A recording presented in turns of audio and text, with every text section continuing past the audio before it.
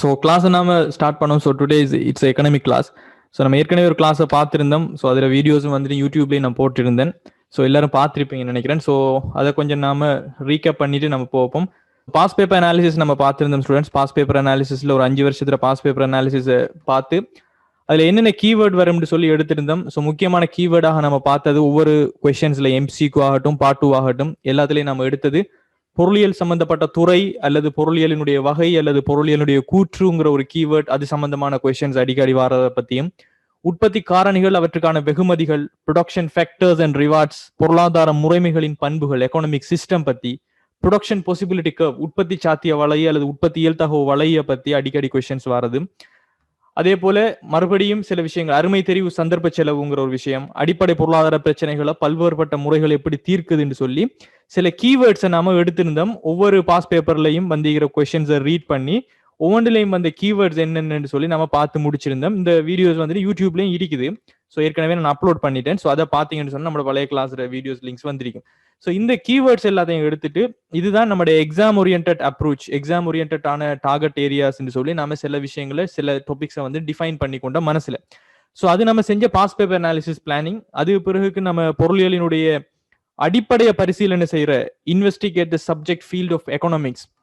இதுல நம்ம பார்த்த விஷயங்கள், பொருளியல்ண்டா எப்படி ஒரு சமூக விஞ்ஞானம் ஆகுது, எப்படி ஒரு பொருளியல் வந்துட்டு ஒரு சமூக விஞ்ஞானம் ஆகுது. அடுத்த விஷயம் ஸ்டூடெண்ட்ஸ், இந்த பொருளியலுடைய அடிப்படை பரிசீலனை செய்யறதுல நம்ம பார்த்த விஷயம் எக்கனாமிக்ங்கிற விஷயம் எப்படி ஒரு சோசியல் சயின்ஸ் ஆகுது. ஸோ சோசியல் சயின்ஸ்ங்கிற விஷயம் மனிதனுடைய சமூகத்தில் நடக்கிற எல்லா விதமான நடவடிக்கையும் ஆய்வு செய்யறது ஒரு சோசியல் சயின்ஸ் சொல்லியும், பொருளாதார நடவடிக்கைங்கிறது அந்த மனிதனுடைய நடவடிக்கைக்குள்ள வார ஒரு டைப்பாக இருக்கிறதால பொருளாதார நடத்தையை பத்தி ஆய்வு செய்கின்ற எக்கனாமிக்ஸ் பொருளியலும் ஒரு சமூக விஞ்ஞானம்ங்கிற ஒரு டெபினிஷனுக்குள்ள நம்ம எப்படி எடுத்துட்டு வரோம்னு பார்த்தோம். அதே போல பொருளியல் எப்படி ஒரு சயின்ஸ் ஆகுதுன்னு சொன்னால், பொருளியல்ல நிறைய பிரின்சிபல்ஸ், நிறைய கோட்பாடுகள், மூலாதாரங்கள், அதை திரும்ப திரும்ப டெஸ்ட் பண்ணி ஒரே விதமான ரிசல்ட்ஸ் எடுக்கலாம்ங்கிறதால பொருளியல் ஒரு சயின்ஸ் என்று சொல்லலாம்னு பார்த்தோம். அதே போல ஏனைய இயற்கை விஞ்ஞானங்கள், ஒரு நேச்சுரல் சயின்ஸ்ல இருந்து எப்படி ஒரு பொருளியல்ங்கிற ஒரு விஷயம் வித்தியாசப்படுதுங்கிறத பார்த்தோம். என்று சொன்னா இயற்கை விஞ்ஞானங்கள் மத்த இதெல்லாமே லெப்ல வச்சு நம்ம டெஸ்ட் பண்ணி எடுப்போம். பட் மனிதனுடைய நடத்தை வந்துட்டு காலத்துக்கு ஏற்ற மாதிரியும் அவனுடைய சமூகம் அவனுடைய சூழலை சார்ந்து மாற்றம் அடைகிறதால அதை நம்ம எல்லா டைம்லயும் லெப்ல வச்சு டெஸ்ட் பண்ண இயலாது. அதனால ஒரு பொருளியலுங்கிற ஒரு விஷயம் ஒரு இயற்கை விஞ்ஞானத்திலிருந்து மாறுபடுதுன்னு பார்த்தோம். ஸோ இந்த விஷயத்தை பார்த்துட்டு பொருளியலுக்கு வரைவிலக்கணம் ஒன்று நம்ம டிஃபைன் பண்ணினோம். அருமையான வளங்களை கொண்டு எல்லையற்ற மனித விருப்பங்களை, ஒரு பற்றாக்குறையான வளம் லிமிடெட் ரிசோர்ஸை கொண்டு அன்லிமிட்டடான ஓன்ஸை எப்படி மனிதன் சாட்டிஸ்ஃபை பண்றானுங்கிறத ரிலேட் பண்ணி படிக்கிறது தான் பொருளியல் என்று நம்ம டெஃபினிஷன் பார்த்திருந்தோம். அதே போல தேவைகளினுடைய வகைகள்ல பொருளியலின் சார்பாக பிசிக்கல் நீட்ஸ், மென்டல் நீட்ஸ், உடலியல் அல்லது பௌதிக தேவை அல்லது உளத்தேவைன்னு நம்ம பார்த்திருந்தோம். அதே போல பொருளாதார நடத்தை, தேவை, விருப்பம், வளத்துக்கு இடையிலான தொடர்புன்னு சொன்னால் மனிதனுடைய பொருளாதார நடத்தைங்கிறது சொல்லப்படுறது உடலியல் தேவைகளை மாத்திரம், இப்ப நம்ம இங்க பார்த்த பிசிக்கல் நீட்ஸை மாத்திரம் பூர்த்தி செய்யறது தான் பொருளாதார நடத்தை. உளத்தேவையை பூர்த்தி செய்வது பொருளாதார நடத்தை கிடையாது. உடலியல் தேவைகளை பொருட்கள் சேவைகளை கொண்டு பூர்த்தி செய்யறது தான் எக்கனாமிக்ஸ் ஆய்வு செய்யும். அப்ப பொருளாதார நடத்தைங்கிறது பிசிக்கல் நீட்ஸை எப்படி மனுஷன் பூர்த்தி செய்தான்ங்கிறது தான் பொருளாதார நடத்தை என்று சொல்லப்படுறதை நம்ம பார்த்திருந்தோம். அதே போல அடுத்த விஷயம், பொருளியலை கற்கிறதுக்கான நன்மைகள் என்னன்னு சொன்னா, ஒரு அரசாங்கம் அதனுடைய அட்மினிஸ்ட்ரேஷன் நிர்வாகத்தை மேற்கொள்ளணும்னு சொன்னா எக்கனாமிக்ஸ் எப்படி நடக்குது, எக்கனாமிக் சிஸ்டம் எப்படி நடக்குது, வெவ்வேறுபட்ட முறைமைகள், ஒரு பொருளாதாரத்தினுடைய அடிப்படை பொருளாதார பிரச்சனைகளை எப்படி தீர்க்கணுங்கிற ஒரு அரசாங்கம் நிர்வாகத்தை மேற்கொள்றதுக்கு எக்கனாமிக்ஸ் தெரிஞ்சிருக்கணும். ஒரு நல்ல ஒரு பிரஜையாக, ஒரு குட் சிட்டிசனாக நம்ம டிசிஷன் எடுக்கணும், இந்த நாட்டுக்கு ஒரு நல்ல டிசிஷன் எடுக்கணும், நல்ல அரசியல் சம்பந்தப்பட்ட டிசிஷன் எடுக்கணும்னு சொன்னா நமக்கு எக்கனாமிக்ஸ் தெரிஞ்சிருக்கணும். பொருளாதார நிகழ்வுகள், எக்கனாமிக்ஸ்ல சில ஈவெண்ட்ஸ் நடக்கும். திடீர்னு மத்திய வங்கி ஒரு அறிக்கையை வெளியிடும், திடீர்னு மத்திய வங்கி ஒரு சர்க்குலரை வெளியிடும். இப்படிப்பட்ட ஒரு எக்கனாமிக் ஈவெண்ட்ஸை நம்ம தெளிவா அண்டர்ஸ்டாண்ட் பண்ணணும்னு சொன்னா வி ஷுட் ஸ்டடி எக்கனாமிக்ஸ். அதே போல ஒவ்வொரு மனிதர்களும், இப்ப நம்ம இருக்கிறவங்க ஒவ்வொருத்தரும் ஒவ்வொரு பொசிஷன்ல இருப்பாங்க. சில பேர் இன்வெஸ்டராக இருப்பாங்க, சில பேர் நம்ம எல்லாருமே கன்சியூமர் நுகர்வோராக இருப்போம், சில பேர் ப்ரொடக்ஷன்ல இருப்போம். ஸோ நம்ம இப்படி ஒவ்வொரு தரப்புமே வினைத்திறனான தீர்மானங்கள், ஒரு எஃபிஷியன்டான ஒரு டிசிஷன் மேக்கிங் செய்யறதுக்கு எக்கனாமிக்ஸ்ங்கிற விஷயம் தெரிஞ்சிருக்கணும். அதே போல ஒரு ஸ்கூல் ஸ்டூடெண்டா நீங்க ஒரு தர்க்க ரீதியா ஒரு லொஜிக்கா யோசிச்சு சில டிசிஷன் எடுக்க வேண்டி வரும். இதுக்கெல்லாம் எக்கனாமிக்ஸ் தெரிஞ்சிருந்தா நல்ல. அதே போல ஒரு நல்ல ஒரு ஜொப்பை நீங்க பெற்றுக்கொண்டாலும் எக்கனாமிக்ஸ் சம்பந்தமாக படிச்சிருந்தால் உங்களுக்கு நல்ல, பிகாஸ் அமையச்சல உண்டு தெரிஞ்சிருந்தா அந்த ஜொப்புக்கு போறதா அந்த ஜொப்புக்கு போறதாங்கிறத நீங்க டிசிஷன் எடுக்கணும்னு சொன்னால் உங்களுக்கு எக்கனாமிக் சம்பந்தமான அருமை தெரிவு சந்தர்ப்ப செலவுங்கிற கான்செப்ட் தெரிஞ்சிருந்தா you will make a good decisions. Right, இவ்வளவு விஷயங்கள் தான் நம்ம போன கிளாஸ்ல பார்த்திருந்த ஸ்டூடெண்ட். ஸோ நம்ம இன்றைக்கு இதுல இருந்து கண்டினியூவா பார்க்க போறோம். ரைட், எனிதிங் ஏதாவது புரியாம இருக்குதா? சிம்பிளான விஷயங்கள் தான் பார்த்தது. நம்ம இதுவரைக்கும் பார்த்ததுல எதுவுமே எக்ஸாம் ஓரியன்ட் டாபிக்ஸ் கிடையாது. இது வந்துட்டு ஜஸ்ட் விளங்கி வச்சு கொண்டிருக்க வேண்டிய டாபிக் தான். Right? Anything else? Any questions? பொருளியலுடைய வகைகள்ல நம்ம கிளாஸ் ஸ்டார்ட் பண்ணுவோம். ஸோ இது வந்துட்டும் நினைவிருக்குதா? இது ஒரு எக்ஸாம் ஓரியன்ட் டாபிக்கா? நம்ம எடுத்த கீவேர்டுக்குள்ள இது இருக்குதா students? Micro economics, macro economics, பொருளியலுடைய வகைகள் நினைவிருக்குதா? நம்ம எடுத்த கீவேர்டுக்குள்ள எக்ஸாம் ஓரியன்ட் டாபிக்குள்ளாக இது வருதா? எஸ், நம்ம எடுத்திருக்கிறோம். பொருளாதார வகை அல்லது பொருளாதார கூற்றுகள்ங்கிற விஷயம் எல்லாம் எக்ஸாம் ஓரியன்ட் டாபிக், எம்சிக்யூல அடிக்கடி டெஸ்ட் பண்ணப்பட்டிருக்கு. ஸோ நம்ம இப்ப பார்க்க போறது ஒரு எக்ஸாம் ஓரியன்டுக்கான டாபிக் உண்டு. ரைட், இப்போ பொருளியலினுடைய வகைகள் பார்க்கும்போது ஸ்டூடெண்ட்ஸ் நாம ரெண்டு வகையாக பிரிக்கிறோம். ஒன்று மைக்ரோ எக்கனாமிக்ஸ், இன்னொன்று மேக்ரோ எக்கனாமிக்ஸ். நுண்பாக பொருளியல், பேரின பொருளியல். எப்பவுமே ஸ்டூடெண்ட்ஸ் நீங்க ஸ்டடி பண்ணும்போது எக்கனாமிக்ஸ் வந்துட்டும் ஒரு டேர்ம் வேர்ட்ஸ் கூடின பாடம், ஆடிட் சப்ஜெக்ட் மாதிரி ஒரு டேர்ம் வேர்ட்ஸ் கலைச்சொற்கள் கூடின பாடம். ஸோ அந்த எல்லா தமிழ் கலைச்சொற்களுக்கும் எப்பயுமே இங்கிலீஷ் வேர்டை நினைவு வச்சுக்கொள்ளுங்க. ஏன்னு சொன்னா நீங்க கூகுள்ல போயிட்டு ஒரு விஷயம் சம்பந்தமாக சர்ச் பண்ணி தெரிஞ்சு கொள்ளும் போது உங்களுக்கு தமிழ்ல சர்ச் பண்ண வர மாட்டுச்சு. இப்ப திடீர்னு உங்களுக்கு மைக்ரோ எக்கனாமிக்ஸோ மேக்ரோ எக்கனாமிக்ஸோ உங்களுக்கு வழங்கல, நுண்பாக பொருளியல், பேரின பொருளியல் வழங்கலன்னு சொன்னா நுண்பாக பொருளியல் நீங்க போய் கூகுள்ல சர்ச் பண்ணி தெரிஞ்சு கொள்ளலாது. மைக்ரோ எக்கனாமிக்ஸ் தெரிஞ்சிருந்தா தான் நீங்க போய் சர்ச் பண்ணலாம். அதே போல இன் ஃபியூச்சர் நீங்க ஏ லெவலை விட்டுட்டு உங்களோட டிகிரிஸ், உங்களோட டிப்ளமாஸ், ஏ லெவலை தாண்டி நீங்க எதை போறீங்களோ அங்க இங்கிலீஷ் இருக்கும். சரியா ஸ்டூடெண்ட்? ஸோ அந்த விஷயத்த கவனத்துல கொண்டு எப்பயுமே எக்கனாமிக்ஸ்ல கலை சொற்களை வச்சுக்கொள்ளுங்க. ஏன்னு சொன்னா நீங்க எக்கனாமிக்ஸ் பேப்பர் பார்த்திருந்தா வழங்கும் டிரான்ஸ்லேஷன் மிச்சம் ஹார்டா இருக்கும். யாரா சரி பாஸ் பேப்பர் பாத்தீங்களா? எக்கனாமிக்ஸ்ல நோட்ஸ் பேப்பரை பாருங்க, எக்கனாமிக்ஸ்ல கொஸ்டின்ஸ் பேப்பரை பாருங்க. பாஸ் பேப்பரை பாத்தீங்கன்னு சொன்னா தமிழை விளங்கி கொள்றது கொஞ்சம் ஹார்டா இருக்கு இல்லையா? மற்ற சப்ஜெக்டை விட, பிசினஸ் ஸ்டடிஸோ அக்கௌண்டிங்கை விட அதுல யூஸ் பண்ணிக்கிற தமிழை விளங்கி கொள்றதுக்கு எத்தனை பேர் கஷ்டமாயிருக்குது? சரியா? மெய்த்தேசிய உற்பத்தின்னு சொன்னா இதெல்லாம் நம்ம தமிழ்ல வழக்கமாக நம்ம பேச்சு வழக்குல யூஸ் பண்றதில்ல மெய்த்தேசிய உற்பத்தி. பட் ரியல் குரோஸ் ப்ராடக்ட்டுங்களை இங்கிலீஷ்ல எப்பயுமே உண்டா தான் இருக்கும். ஸோ கலைச்சொற்கள் கூட எக்கனாமிக்ஸை பொறுத்த வரைக்கும். ஸோ இங்கிலீஷ் வேர்டை வச்சிங்கன்னு சொன்னா பெரும்பாலும் எக்ஸாம் பேப்பர்ல உங்களுக்கு இங்கிலீஷ் வேர்டு பிரேக்கெட்ல தருவார். அப்போ உங்களுக்கு இங்கிலீஷ் வேர்டு பிரேக்கெட்ல தரும்போது இதைத்தான் சொல்றாருங்கிறது குயிக்கா விளங்கிடும், என்னென்ன தமிழ் யூஸ் பண்ணியிருந்தாலும். நுண்பாக பொருளியல், பேரின பொருளியல். மைக்ரோ எக்கனாமிக்ஸ் நுண்பாக பொருளியல் என்று சொல்லப்படும். மேக்ரோ எக்கனாமிக்ஸ் நம்ம பேரின பொருளியல் என்று சொல்லுவோம். ஸோ இங்க நுண்பாக பொருளியல் என்று சொன்னா ஸ்டூடெண்ட்ஸ், இப்போ உதாரணத்துக்கு இப்போ மைக்ரோங்களை எல்லாம் மைக்ரோஸ்கோப் தெரியுமா? எல்லாருக்கும் மைக்ரோஸ்கோப் தெரியும் தானே ஸ்டூடெண்ட்ஸ்? மைக்ரோஸ்கோப் சயின்ஸ்ல படிச்சிருப்பீங்க. மைக்ரோஸ்கோப் மூலமாகத்தான் ஒரு சிறிய விஷயங்களை எல்லாமே நாம பார்ப்போம். கண்ணுக்கு புலப்படாத சில விஷயங்கள் எல்லாத்தையுமே நம்மளோட பிளட் டெஸ்டிங் பண்ணும் போதோ மற்ற விஷயங்கள் செய்யும் போதோ நாம அதை வச்சுதான் சில விஷயங்களை பார்ப்போம். ஸோ நுண்பாக பொருளியலுங்கிறதும் அதே விஷயத்தை நினைவு வச்சுக்கொள்ளுங்க. அந்த மைக்ரோங்கிற வேர்ட்ல வச்சு நீங்க நினைவு வச்சுக்கொள்ளுங்க. சிறிய சிறிய விஷயங்களை பத்தி ஆய்வு செய்யறது மைக்ரோ, சிறிய சிறிய விஷயங்களை பத்தி ஆய்வு செய்யறது நுண்பாக பொருளியலாகவும், பேரின பொருளியலுங்கிறது கொஞ்சம் பாரிய அளவான விஷயங்களை ஆய்வு செய்யறது பேரின பொருளியல் என்று ஃபர்ஸ்ட் ஒரு சாதாரணமான அவுட்லைனை மனசுல வச்சுக்கோங்க. ரைட், இதன்படி டெபினிஷனை பாத்தீங்கன்னு சொன்னா பொருளியலில் ஒவ்வொரு பிரிவு, நிறுவனம், தனிநபர், பொருளியல் மாறிகள் போன்ற ஒவ்வொரு சிறிய அலகையும் தனித்தனியாக எடுத்து அவற்றினுடைய நடத்தையை ஆய்வு செய்யறது தான் நுண்பாக பொருளியல் என்று சொல்லப்படுது. அதாவது small units of an economy. ஒரு பொருளாதாரம் சொல்லும் போது இலங்கையினுடைய பொருளாதாரம்ங்கிறது இலங்கை நாடுன்னு சொன்னா ஒத்துக்கொள்வீங்களா ஸ்டூடெண்ட்ஸ்? இலங்கையினுடைய பொருளாதாரம்ங்கிறது இலங்கை நாடு அப்படின்னு சொல்லலாமா? எஸ். ஸோ ஒரு நாடை நீங்க இன்னும் பிரிச்சிங்கன்னு சொன்னா, நம்ம ஸ்ரீலங்கா படி பிரிச்சிங்கன்னு சொன்னா நாடுகள் மாகாணங்களாக பிரியுது. வடக்கு, கிழக்கு, தெற்கு, மேல் மாகாணங்களாக பிரியுது. மறுபடியும் இன்னும் கொஞ்சம் பிரிச்சிங்கன்னு சொன்னா மாவட்டங்களாக பிரியுது. மாவட்டங்கள் டிஸ்ட்ரிக்ட்ஸாக பிரியுது. மாவட்டங்கள்ல இருந்து இன்னும் பிரிச்சு பாத்தீங்கன்னு சொன்னா ஒவ்வொரு ஊர்களாக, நகர சபை, மாநகர சபையாக பிரிஞ்சு அதுக்குள்ள ஒவ்வொரு ஊர்களாக பிரிஞ்சு ஊர்களுக்குள்ள இருந்து மறுபடியும் பிரதேசங்களாக ஒவ்வொரு ஏரியா வைஸா பிரிஞ்சு இன்னும் பார்த்தோம்னு சொன்னா குடும்பங்கள்ல இருந்து தனிநபர்களாக பிரியுது. இப்படித்தான் ஒரு நாட்டினுடைய பொருளாதாரம் பிரிக்கப்படுது. இதை ஏற்றுக்கொள்றீங்களா? ஒரு நாடு உலக நாடுகள்ல ஒரு நாடாக இருந்து அந்த நாடு நம்மளோட எக்கனாமிக் சிஸ்டத்தை பொறுத்த வரைக்கும் மாகாணமாகி மாவட்டமாகி கடைசியில ஒரு நகர்ல வந்து முடியும்.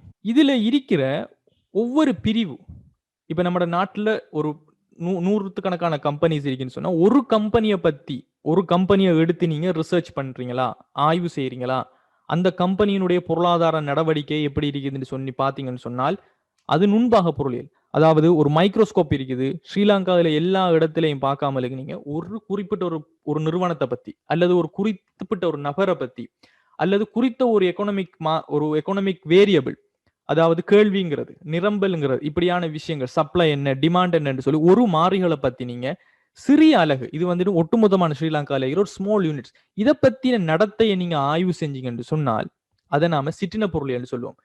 அதாவது பிஹேவியர்ங்கிறது ஒரு நடத்தை.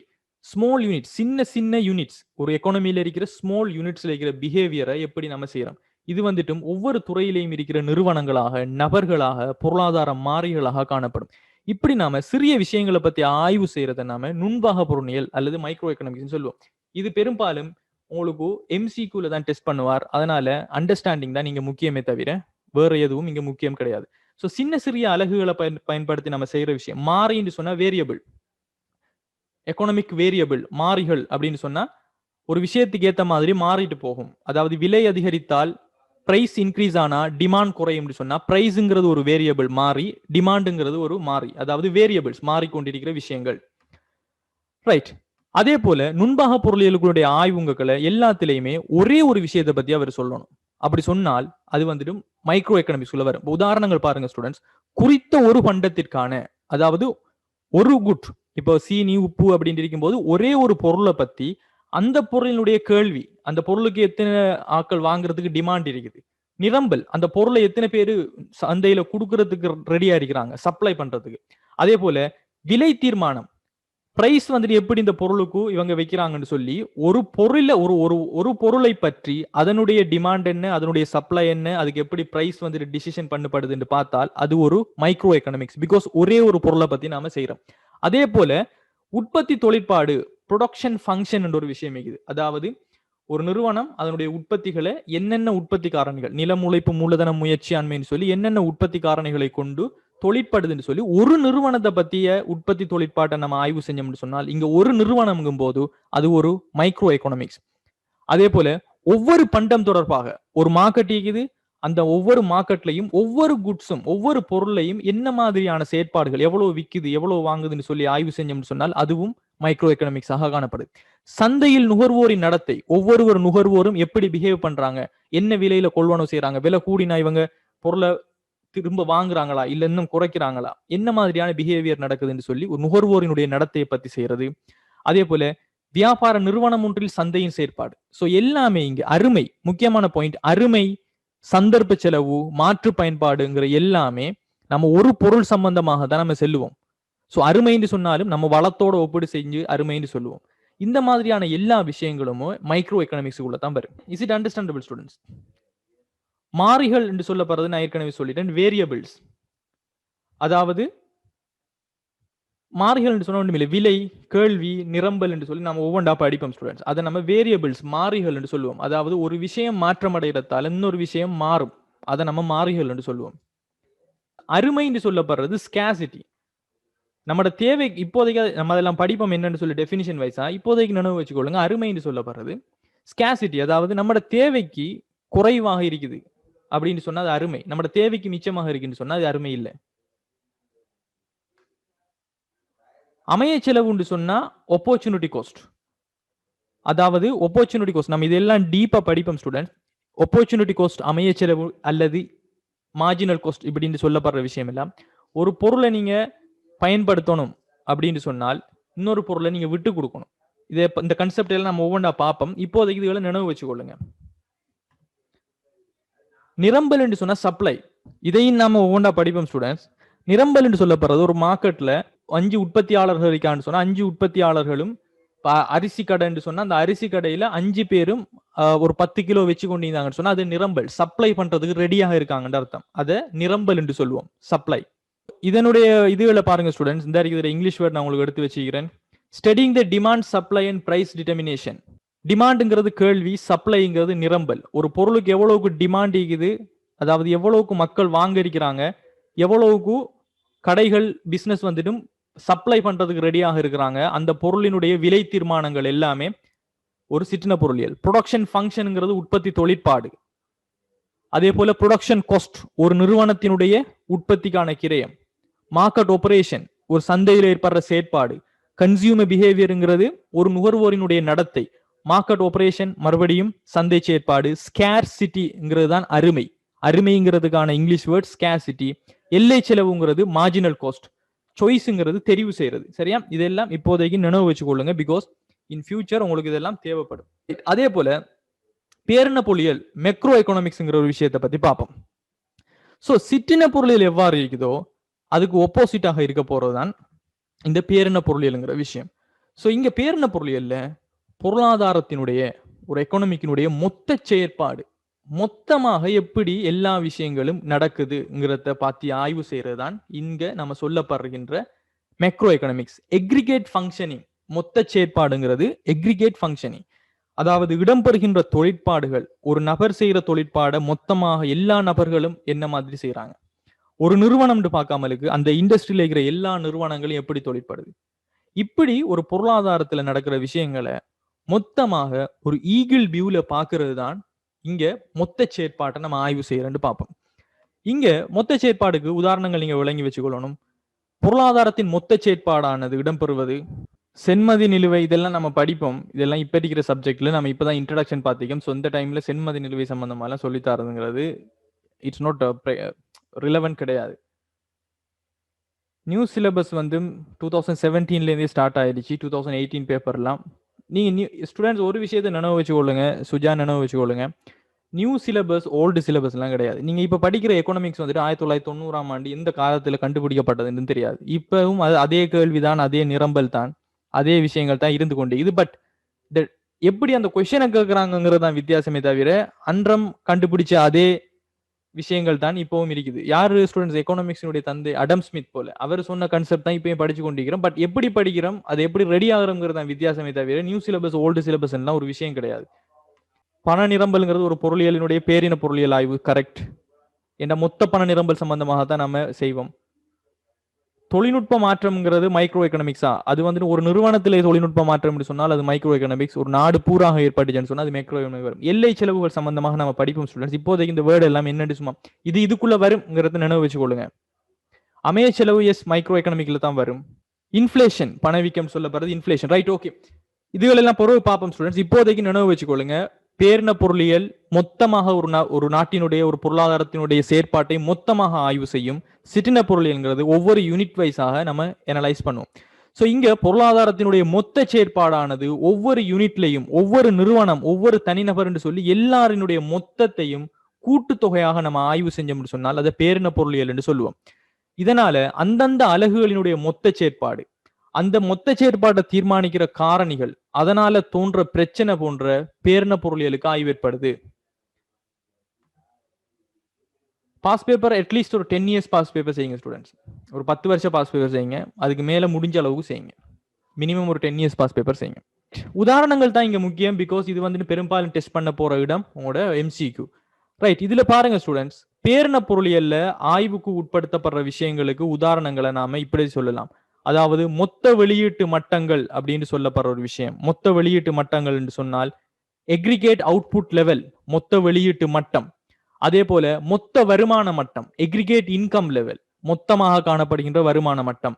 அதே போல ஒரு நாட்டில காணப்படுகின்ற பொருளாதார வளர்ச்சி, வீக்கம், பொருளாதார மந்தம், பொருளாதார பின்னடைவுன்னு சொல்லப்படுற விஷயங்கள், எக்கனாமிக் பிளக்சுவேஷன்ஸ். அதே போல எக்கனாமிக் டிப்ரெஷன். எக்கனாமிக் குரோத்துங்கிறது வேற, எக்கனாமிக் ரிசெஷனுங்கிறது வேற, பிளக்சுவேஷன் வேற, டிப்ரெஷன் வேற. இதெல்லாம் நம்ம பிரிச்சு பார்ப்போம் ஸ்டூடெண்ட்ஸ். அதாவது பொருளாதார வளர்ச்சிங்கிறது வேற விஷயம், பொருளாதார வீழ்ச்சிங்கிறது வேற விஷயம், பொருளாதார மந்தம், அதே போல பொருளாதாரத்துல பிளக்சுவேஷன், வீழ்ச்சிகள் இப்படின்னு சொல்லி இங்கிலீஷ்ல இதெல்லாமே தனித்தனியாக ஒவ்வொன்றுக்கும் சரியான விளக்கம் கொடுப்பட்டிருக்கும்.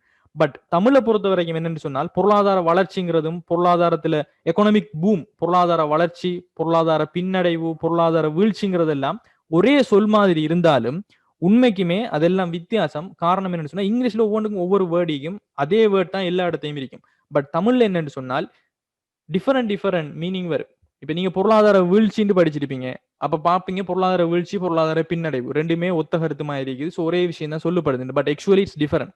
ஸோ அதனால தான் எப்பயுமே இங்கிலீஷ்ல டேர்ம் வேர்ட்ஸை தெரிஞ்சு வச்சுக்கொள்ளுங்க. எக்கனாமிக் ரிசெஷன் என்று சொல்லும் போது அது ஒரு பொருளாதாரத்தினுடைய பின்னடைவு. ஆனா அதுவே எக்கனாமிக் பிளக்சுவேஷன் என்று சொன்னா அது வித்தியாசம். ஸோ அதையெல்லாம் நம்ம டீப்பா பார்ப்போம். இப்போதைக்கு நீங்க தெரிஞ்சு வச்சுக்க வேண்டிய விஷயங்கள் இதுதான். ஸோ எக்ஸ்சேஞ்ச் ரேட், பணவீக்கம், நாணய மாற்று விகிதம், ஏற்றுமதி, இறக்குமதி, முதலீடுன்னு சொல்லி மொத்தமாக ஆய்வு செய்யற எல்லாமே எதுக்குள்ள வரப்போகுதுன்னு சொன்னால் பேரின பொருளியலினுடைய மாறிகளுக்குள்ள வரும். சரியா ஸ்டூடெண்ட்ஸ்? இதுல பெருசாக நீங்க போட்டு செய்யல. வேலை வாய்ப்பு வருமா? எஸ், வேலை வாய்ப்பு. ஒரு நாட்டினுடைய வேலை வாய்ப்பு மட்டம் தான் நம்ம பார்ப்போம் ஸ்டூடெண்ட்ஸ். அதுல தான் சொல்லிக்குது வேலை வாய்ப்பு, முதலீடுன்னு சொல்லி. இதுல பெருசாக டைம் ஸ்பெண்ட் பண்ணி நீங்க படிக்கிறதுக்கு விஷயம் இல்ல. சாதாரணமான 2 பாயிண்ட் தான். சின்ன சின்ன விஷயங்களை பத்தி, ஒரு நிறுவனம், ஒரே ஒரு நிறுவனத்தை பத்தி, ஒரே ஒரு நபரை பத்தி செய்யற எல்லா விஷயமுமே சிற்றின பொருளியலுக்கு வரும். அதுக்கு உதாரணம் சொல்லணும். மைக்ரோ எக்கனாமிக்ஸ் ஒரு நாட்டினுடைய மொத்த செயற்பாடு சம்பந்தமாக வருது. அதுக்குள்ள என்ன உதாரணங்கள் வரும், அவ்வளவுதான். இவ்வளவுதான் உங்கள்கிட்ட இப்ப எதிர்பார்க்கக்கூடிய விஷயங்கள்.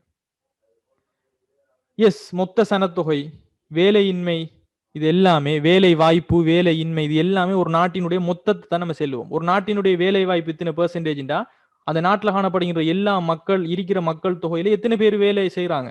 ஸோ அது ஒரு வேலை வாய்ப்பு.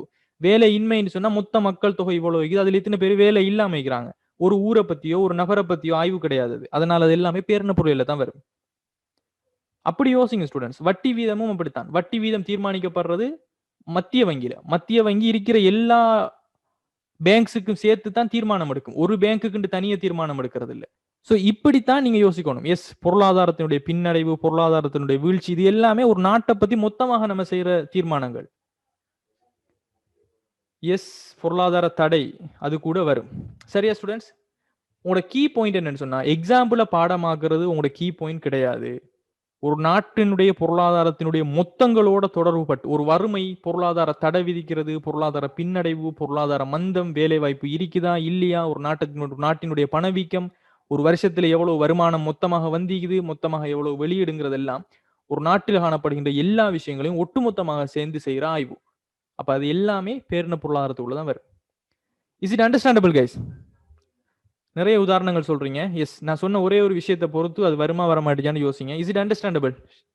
நம்ம மூவ் ஆகும். நிறைய கொஸ்டின் செய்யும் போது உங்களுக்கு ஈஸியா இருக்கும். நீங்க சொல்ற எல்லா விஷயமும் நம்ம ரிவிஷன் பண்ணி கொஸ்டின் செய்யும் போது இட் வில் கம். ஸோ நம்ம அதுல டைமை வேஸ்ட் பண்ண தேவையில்லைங்க. Right, okay. ஸோ இதுதான் நம்ம பார்த்துக்க வேண்டிய விஷயங்கள். ஸோ நம்ம முதலாவது கீ பாயிண்ட் வந்துட்டு எக்ஸாமுக்குரிய டேர்ம் வேர்ட் சம்பந்தமாக டிஸ்கஸ் பண்ணிட்டோம். மைக்ரோ எக்கனாமிக்ஸ் என்ன, அதே போல மேக்ரோ எக்கனாமிக்ஸ் வந்துட்டு என்ன. ஸோ நுண்பாக பொருளியல் என்னன்னு சொல்ல தெரிஞ்சுக்கணும். என்னென்ன வரும், பேரின பொருளியல் என்ன, அதுக்கான என்னென்ன வருங்கிற விஷயம். ரைட், அடுத்த விஷயத்துக்குள்ள நாம மூவ் ஆகும். பொருளியல் கூற்றுகளினுடைய வகைகள். இப்போ எக்கனாமிக் ஸ்டேட்மெண்ட்ஸ் பார்ப்போம் நிறைய இடத்துல. எஸ், அதை பற்றி தான் நம்ம பார்க்க போறோம் ஸ்டூடெண்ட்ஸ். நேர்பொருளியல், நியம பொருளியலை பத்தியா பார்க்க போறோம். நிறைய இடத்துல ஸ்டூடெண்ட்ஸ் பொருளாதார ஒரு பொருளியலினுடைய வகைகளுக்குள்ளேயே இந்த நேர்பொருளியல், நியம பொருளியலை படிக்காங்க. அது பிழை. எத்தனை பேர் அப்படி படிச்சிருக்கீங்க? இங்க பொருளியலின் வகைகளுக்குள்ளேயே உங்களுக்கு நேர்பொருளியல், நியம பொருளியல்லாம் படிச்சு தந்திருக்கிறாங்களா? பாசிட்டிவ் ஸ்டேட்மெண்ட், நோமேட்டிவ் ஸ்டேட்மெண்ட் அப்படின்லாம். பட் பொருளியலினுடைய வகைகளுக்குள்ள ஸ்டூடெண்ட்ஸ் மைக்ரோ எக்கனாமிக்ஸும் மேக்ரோ எக்கனாமிக்ஸ் தான் வரும். இது வந்துட்டு எக்கனாமிக் ஸ்டேட்மெண்ட்ஸ். எக்கனாமிக் ஸ்டேட்மெண்ட்ங்கிறது வேற, டைப்ஸ் ஆஃப் எக்கனாமிக்ஸ்ங்கிறது வேற. பட் ரெண்டுமே உண்டு மாதிரி தான் இருக்கும். அதாவது எக்கனாமிக் ஸ்டேட்மெண்ட் சொன்னா பொருளியலினுடைய கூற்றுக்கள். ஒரு விஷயத்தை நம்ம சொல்லும் போது எப்படி சொல்றோம், என்ன மாதிரி சொல்றோம்ங்கிறது தான் எக்கனாமிக் ஸ்டேட்மெண்ட். இது ஒரு பொருளியலினுடைய வகை கிடையாது. நம்ம சொல்ற ஒரு ஸ்டேட்மெண்ட் எப்படி சொல்றோம்ங்கிறது தானே தவிர இது ஒரு பொருளியலினுடைய வகை கிடையாது. ஸோ இதுல 2 விதமான வகைகளை பத்தி நம்ம பார்ப்போம். ஒன்று நேர்பொருளியல், அடுத்த விஷயம் வந்துட்டு நியம பொருளியல். அதாவது பாசிட்டிவ் எக்கனாமிக் ஸ்டேட்மெண்ட்ஸ். நேர்பொருள், ஒரு விஷயத்தை ஒரு நேர்பொருளியலாக எப்படி நம்ம எக்கனாமிக்ஸ்ல சொல்லலாம். அதே போல நியம பொருளியல், நோமேட்டிவ்ங்கிறதுக்குரிய வேர்டுக்குரிய தமிழ் தான் நியமம். நோமேட்டிவ் எக்கனாமிக் ஸ்டேட்மெண்ட்ஸ் ஆக சொல்லலாம்ங்கிறது தான் இது. 4 டைப்ஸ்னு சொல்லி தந்தாங்க. எஸ், 4 டைப்ஸாக இருந்தாலும் ஸ்டூடெண்ட்ஸ் இன்ஃபேக்ட் ரியல் வந்துட்டும் பொருளியலை நம்ம வகைப்படுத்தப்படும். ஒரு நாடு தான் ஒரு பொருளாதாரம். அந்த பொருளாதாரத்தை வகைப்படுத்தும் போது நம்ம மைக்ரோ எக்கனாமிக்ஸ், மேக்ரோ எக்கனாமிக்ஸ் தான் பார்ப்போமே தவிர ஒரு பொருளியல் சம்பந்தப்பட்ட ஒரு கூற்று, ஒரு விஷயத்தை நம்ம சொல்லும் போது அது ஒரு பாசிட்டிவ் எக்கனாமிக் ஸ்டேட்மெண்ட்ஸா அல்லது நோமேட்டிவ் எக்கனாமிக் ஸ்டேட்மெண்ட்ஸா, நியம பொருளியல் கூற்றா, நேர்பொருளியல் கூற்றாங்கிறது சொல்ற வசனம் எப்படி இருக்குங்கிறதை தவிர அது ஒரு பொருளாதாரத்தினுடைய உண்மையிலேயே வகை கிடையாது. எஸ், சார்ந்த மாதிரி சாராத மாதிரி இதெல்லாம் நம்ம படிப்போம் ஸ்டூடெண்ட்ஸ். அது இதுக்குரியது கிடையாது, இங்க கிடையாது. அது செகண்ட் யூனிட்டோட தொடர்பட்ட விஷயங்கள். அதெல்லாம் நம்ம பிறகு பார்ப்போம். நேர்பொருளியல் பாசிட்டிவ் எக்கனாமிக் ஸ்டேட்மெண்ட் சொல்லப்படுறது ஸ்டூடெண்ட்ஸ். ஒரு விஷயம்டா என்ன, என்ன நடந்துச்சு, என்ன நடக்கலாம்னு சொல்லி ஒரு பிரச்சனைக்கு தீர்வொண்டு காணக்கூடியதாக உண்மைத்தன்மையை அறிஞ்சு கொள்ளணும்னு சொன்னால் அதை பரிசோதனைக்கு உட்படுத்தக்கூடியதான ஒரு கூற்று தான் இந்த நேர்கூற்றுகள், பாசிட்டிவ் எக்கனாமிக் ஸ்டேட்மெண்ட் சொல்லப்படுற ஒரு விஷயம். நேர் எக்கனாமிக்ஸ், நியம எக்கனாமிக்ஸ் எக்ஸாம்பிள்ஸ் மைக்ரோ மெக்ரோ எக்கனாமிக்ஸ்ல வருமா சார்? அதாவது ஸ்டூடெண்ட்ஸ் எல்லாம் என்ன வச்சுக்கொள்ளுங்க, நியம பொருளியல் அதே போல நேர்பொருளியல் என்று செய்யற நம்ம அனாலிசிஸ் வேற, அதே போல மைக்ரோ எக்கனாமிக்ஸ் மெக்ரோ எக்கனாமிக்ஸ் என்று சொல்லப்படுறது வேற. சரியா ருஸ்தா? நல்லா நினைவு வச்சுக்கொள்ளுங்க. எக்ஸாம்பிள் வந்துட்டு இப்ப நம்ம ஒரு விஷயத்த டிஃபைன் பண்ணி வரையறுக்கல ரெண்டு கண்ணோட்டத்துல பார்க்கும். ஸோ கொஸ்டின் உங்களுக்கு நேர்பொருளியலா நியம பொருளியலாக இந்த கூற்று இருந்துச்சுன்னு சொன்னா உங்களோட கண்ணோட்டம் என்னன்னு சொன்னா நம்ம அந்த படிச்ச நோட்ஸ் எப்படி அந்த ஸ்டேட்மெண்ட் சொல்லப்பட்டிருக்கிறத பத்தி அந்த பாயிண்ட் ஆஃப் வியூல நீங்க திங்க் பண்ணணும். அதுவே கொஸ்டின் இது மைக்ரோ எக்கனாமிக்கா மெக்ரோ எக்கனாமிக்கான்னு கேட்டால் நம்ம என்ன படிச்சுக்கிறோம், சொல்லப்பட்டிருக்கிற விஷயம் ஒரு யூனிட்டோட சம்பந்தப்பட்டு சொல்லப்பட்டிருக்குதா, ஒரு விஷயத்தை பத்தி ஆய்வு செய்யறதா நுண்பாக பொருளியல், இல்ல மொத்தமாக செய்தா அது பேர் என்ன பொருளியல். அப்படித்தான் நீங்க அந்த கேள்வியை பொறுத்து உங்களோட திங்கிங் பேட்டர்ன் டிஃபரெண்ட் ஆகும். இஸ் இட் மேக் சென்ஸ் நான் சொல்ற விஷயம்?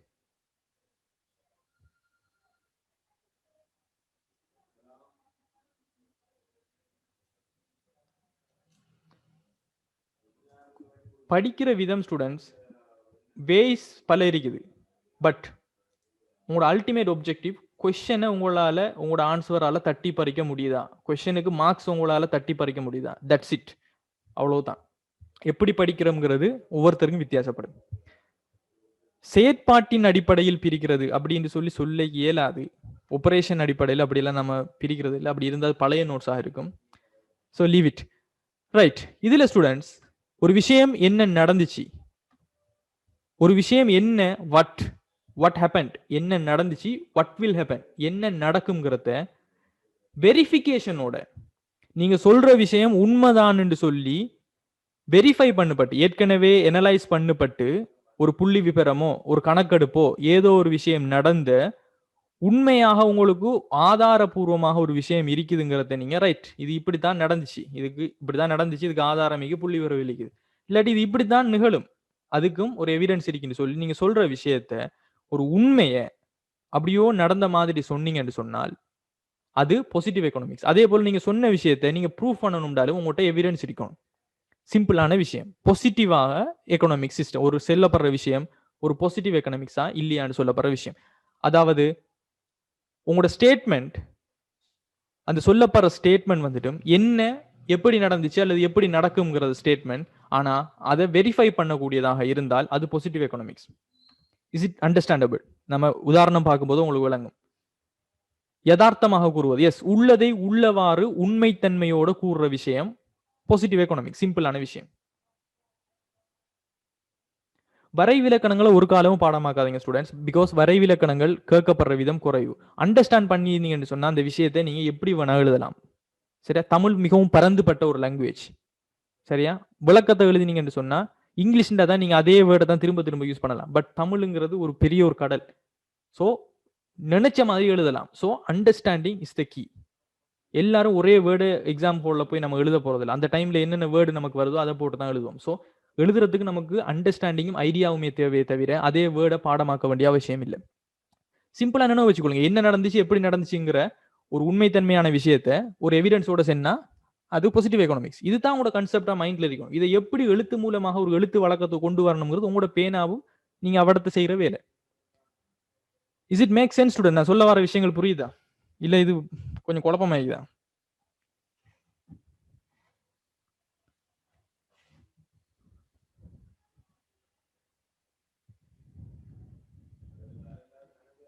ஏதாவது ஒரு நிகழ்வொன்றால காணப்பட்ட தன்மை, ஒரு ஈவெண்ட் ஒன்று நடந்துச்சு, அதனுடைய நேச்சர் என்ன, அது எப்படி இருக்குது, இல்லை எதிர்காலத்துல இப்படித்தான் இருக்குங்கிறத ஒரு திட்டவட்டமாக ஒரு டெஃபினிட்டா உங்களால சொல்ல முடிஞ்சுச்சுன்னு சொன்னால் அதை நம்ம பாசிட்டிவ் எக்கனாமிக் ஸ்டேட்மெண்ட் சொல்லுவோம்.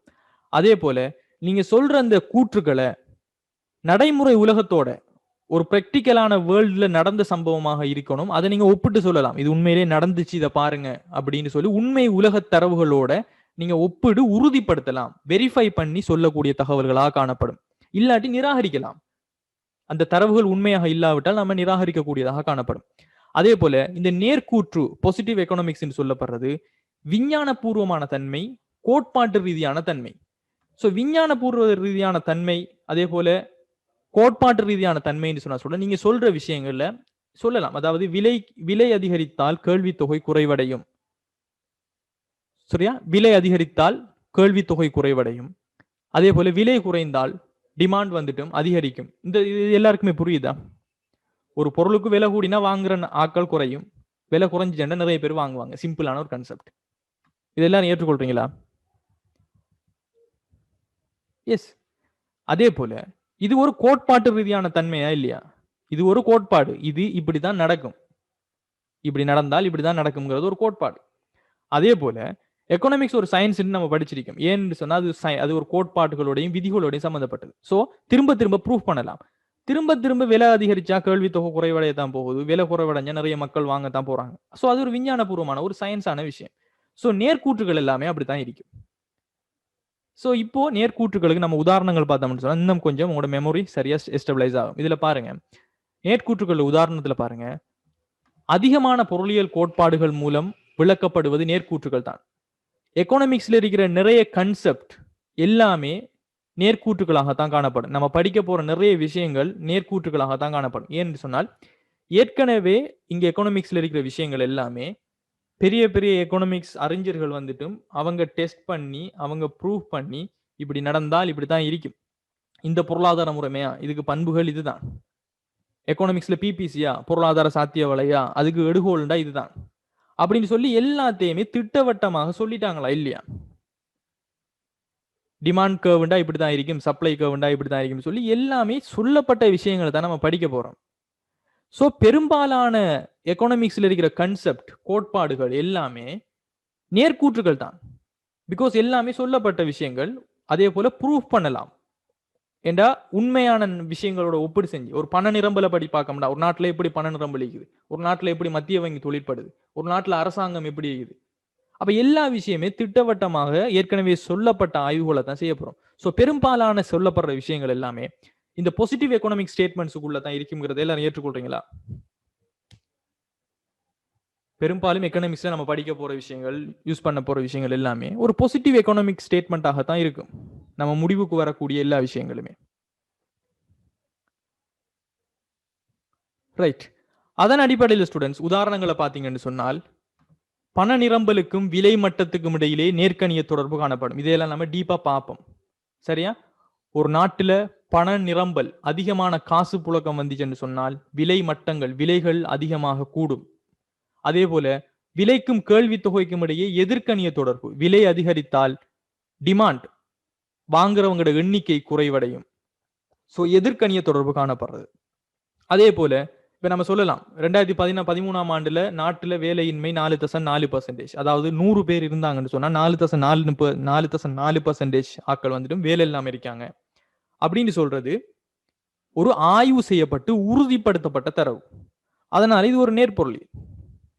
புரியுதா ஸ்டூடெண்ட்ஸ்? 4வது பாயிண்ட் உங்களுக்கு புரியுதா? 2013ஆம் ஆண்டின் இலங்கையின் வேலையின்மை வீதமானது 4.4% ஆகும் சொல்லப்படுறது ஒரு நேர்கூற்று அப்படிங்கிறது.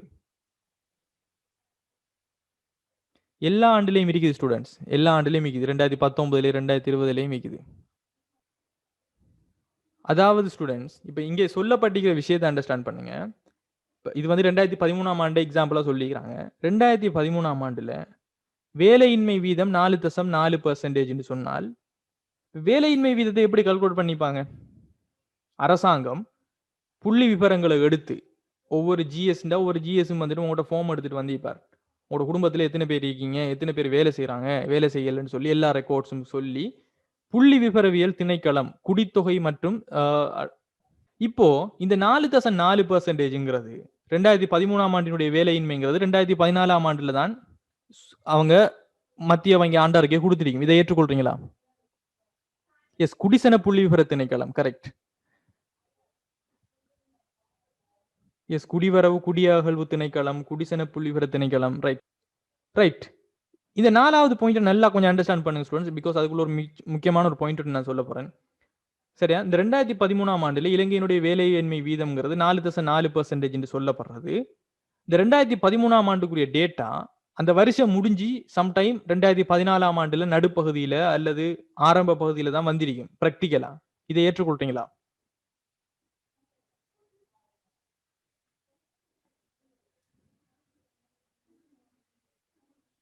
ஸோ ஸ்டூடெண்ட்ஸ் அவங்க என்ன செஞ்சுப்பாங்க, ஏற்கனவே அவங்ககிட்ட இருக்கிற டேட்டாஸ் எல்லாம் கலெக்ட் பண்ணி எல்லாமே செஞ்சுதான் அந்த போன வருடத்துக்குரிய இதை வந்துட்டு 4.4% சொல்லி நம்ம பாத்திக்கிறோம். அப்போ இது வந்துட்டும் உங்கள்கிட்ட வெரிஃபை பண்ணக்கூடியதா? இது இது வந்துட்டு ஏற்கனவே நடந்த ஒரு விஷயம். ஸோ உங்களால வெரிஃபை பண்ண இயலுமா? இதை எனக்கு ப்ரூஃப் பண்ணுங்கன்னு ஒரு ஆள் கேட்டால் நீங்க வெரிஃபை பண்ண இயலுமா?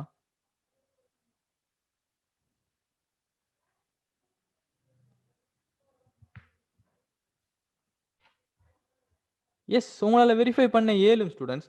பிகாஸ் என்ன, மத்திய வங்கி ஆண்டறிக்கை எடுத்து ரைட் இந்த அடிக்கு பாருங்க, இலங்கையினுடைய பொருளாதாரத்துக்கு பொறுப்பு அவங்களோட டேட்டாவெல்லாம் தாரது சென்ட்ரல் பேங்க். சென்ட்ரல் பேங்க் ரிப்போர்ட்ல இருந்து அறிக்குது பாருங்க 4.4%.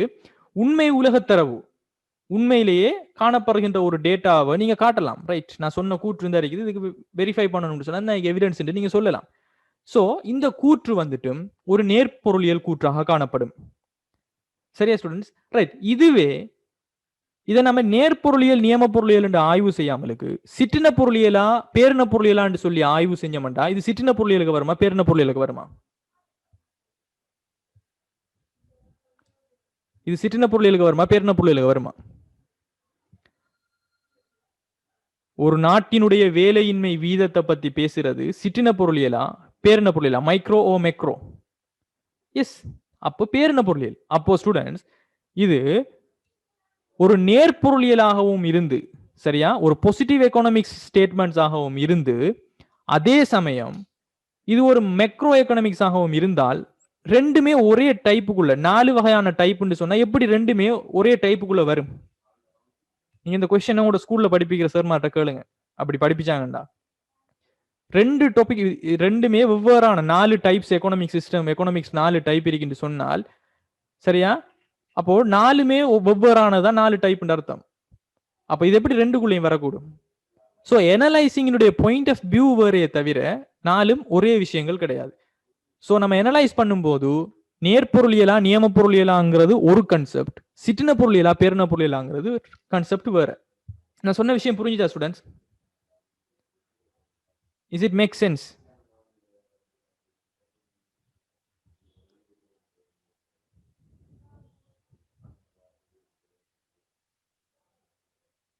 அதே போலதான் இலங்கையினுடைய சனத்தொகை வளர்ச்சி வீதமும் அதுவும் அதே மாதிரியான ஒரு டேட்டா தான். ரைட், ஸோ இது வந்துட்டு நேர்பொருளியல் பாசிட்டிவ் எக்கனாமிக்ஸுக்குள்ள வரக்கூடிய விஷயங்கள். இதுதான் நேர்பொருளியல் கூற்றுகளுக்கு உதாரணங்களாக காணப்பட போகுது. ரைட், அதே போல நியம பொருளியல் நோமேட்டிவ் எக்கனாமிக் ஸ்டேட்மெண்ட்ஸ் அப்படின்னு சொல்றது என்னன்னு பார்த்தோம்னா, நியம பொருளியலுக்கு சமூகத்தில் என்ன நடக்கணும் எப்படி இருக்கணும்னு சொல்லி நீங்க ஒரு ஒரு கூற்று உங்களோட ஓன் ஒரு இதொன்று சொல்றீங்க. அதாவது உங்களோட தனிநபர், உங்களோட பர்சனல் ஒப்பீனியன், உங்களோட சுத்தி இருக்கிற ஒரு நம்பிக்கையின் அடிப்படையில ஒரு பர்சனல் ஒப்பீனியன் ஒன்று சொன்னீங்கன்னு சொன்னால் அதுக்கு பேரு தான் நியம பொருளியல், நோமேட்டிவ் எக்கனாமிக்ஸ். அதாவது இப்படி இருந்தா எக்கனாமிக்ஸ் நல்லா இருக்கும் அப்படின்னு ஒரு கருத்து சொல்றது. இதுக்கு பெஸ்ட் எக்ஸாம்பிள் என்னன்னு சொன்னா இப்ப நடக்கிற இந்த தொழிலாளர் போராட்டம், இந்த தோட்ட தொழிலாளிகள், தேயிலையில் இருக்கக்கூடிய அந்த தோட்ட தொழிலாளர்களினுடைய அந்த பிரச்சனை. இப்ப அவங்க எல்லாரும் என்ன சொல்றாங்க, எங்களுக்கு 1000 ரூபாய் சம்பளம் நீங்க அடிப்படை சம்பளமாக தரணும் அப்படின்னு சொல்லிக்கிறாங்க. இது அவங்களுடைய அந்த தோட்ட தொழிலாளிகளுடைய தனிப்பட்ட கருத்தா இல்லையா ஸ்டூடெண்ட்ஸ்? இது ஒரு நியம பொருளியல் தானே? இது ஒரு நியம பொருளியலா நேர்பொருளியலா? இப்படி தரணும் அப்படின்னு சொல்லி ஒரு கோரிக்கையை முன்வைக்கிறது, இப்படி இருந்தா எங்களுக்கு நல்லம் அப்படின்னு சொல்றது. எஸ், அது ஒரு நியம பொருளியல். காரணம் என்னன்னு சொன்னால் அது இது வந்து தனிநபர்களோட கருத்துக்கள், அவங்களுடைய நம்பிக்கையின் அடிப்படையாக கொண்டு காணப்படுது. அதே போல ஸ்டூடெண்ட்ஸ் ஒரு விஷயம் நான் இந்த இடத்துல உங்களுக்கு சொல்லி கொண்டு விஷயம், நம்ம ஒவ்வொருத்தரையுமே ஃப்ரேம் ஆஃப் ரெஃபரன்ஸ்ங்கிற ஒரு விஷயம் உண்டிக்குது. நம்ம பிரெயின்ல எப்பயுமே ஃப்ரேம் ஆஃப் ரெஃபரன்ஸ் என்று சொல்லப்படுற விஷயம். அதன் அடிப்படையில தான் நம்ம செயற்பாடுகள், நம்ம நம்பிக்கைகள், கோட்பாடுகள் எல்லாமே. இப்போ இங்க இருக்கிறவங்க நம்ம நம்ம தமிழ் பேசுறோம், தமிழ் மொழியால இங்க இணைக்கப்பட்டிருக்கிறோம். ஆனா நம்ம இங்கிலீஷ் வந்துட்டு வித்தியாசமாக காணப்படுது. ரைட், நம்மளோட ரிலீஜன்ஸ் வந்து வித்தியாசப்படுது. சரியா ஸ்டூடெண்ட்? இந்த ரிலீஜன் வித்தியாசப்படுறதுக்கு காரணம் என்ன ஸ்டூடெண்ட்ஸ்? இந்த ரிலீஜன்ஸ் வித்தியாசப்படுறதுக்கான காரணம் என்ன? சும்மா ஒரு டிஸ்கஷன் உண்டு தான், நத்திங் எல்ஸ்.